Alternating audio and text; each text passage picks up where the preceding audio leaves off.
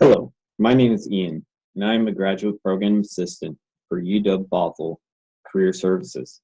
As a graduate program assistant, I am here to advise and provide resources and programming on professional and career development, specifically for graduate students at UW Bothell. This video has been created to provide helpful tips and tricks for professional portfolios. A professional portfolio is a collection of artifacts showcasing your qualifications, skills, and experience. It is a targeted resources, so the audience you're making it available to needs to be considered.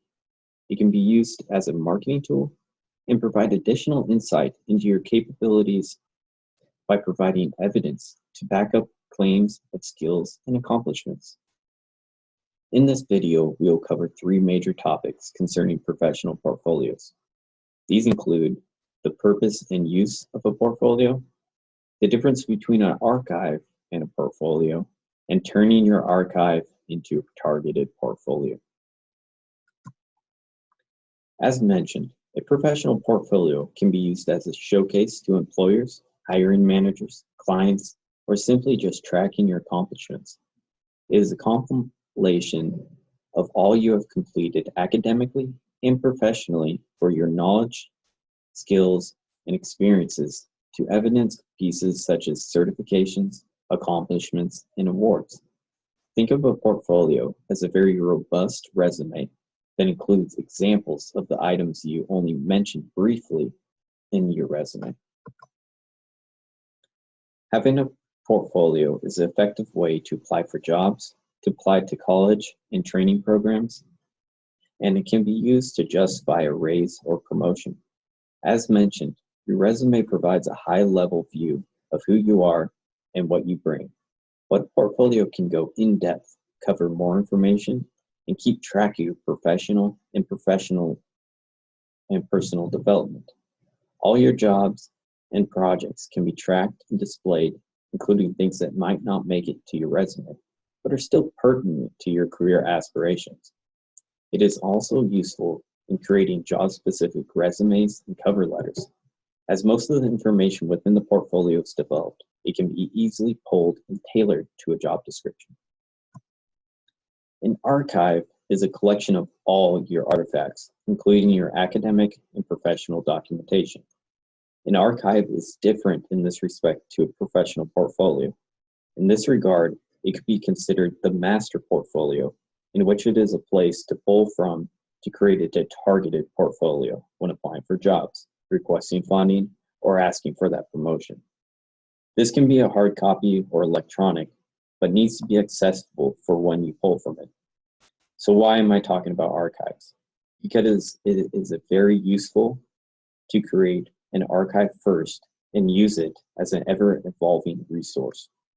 The portfolio itself is a directed resource that has an audience.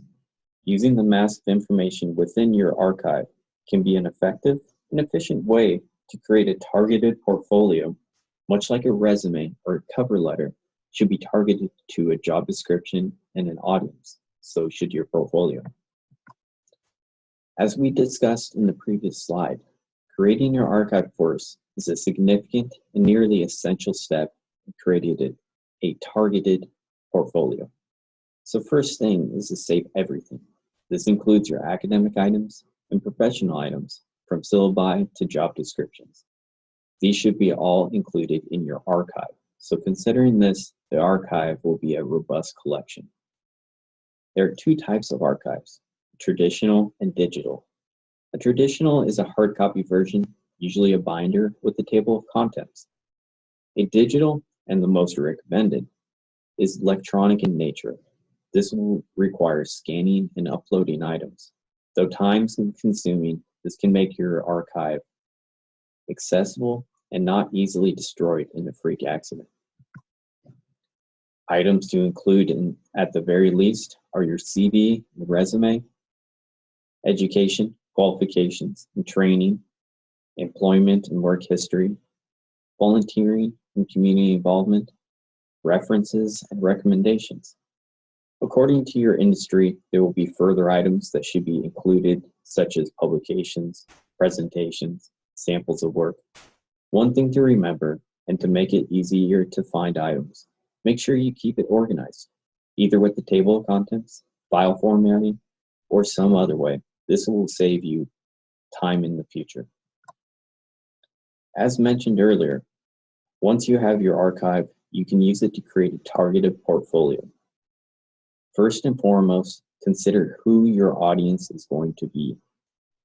Will the reader care about all your work experience for presentations and certifications? Probably not, unless all are relevant to that specific goal you have set out for, to convince someone of your worth. Make sure each item you take from your archive and include in your targeted portfolio helps build your case. Don't include items unnecessarily. Remember, a portfolio is a great way to prove your worth when applying for jobs, promotions, or simply preparing your resumes or for interviews. But before you jump in and create that portfolio, consider creating an archive first, putting all your academic and professional artifacts in one place, and then pulling the items and creating a targeted portfolio. This video has been about creating professional portfolios.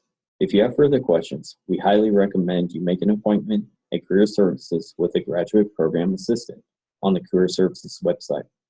There's also a portfolio cheat sheet available online that covers much of the information in this video. Thank you, and take a look at the other videos posted.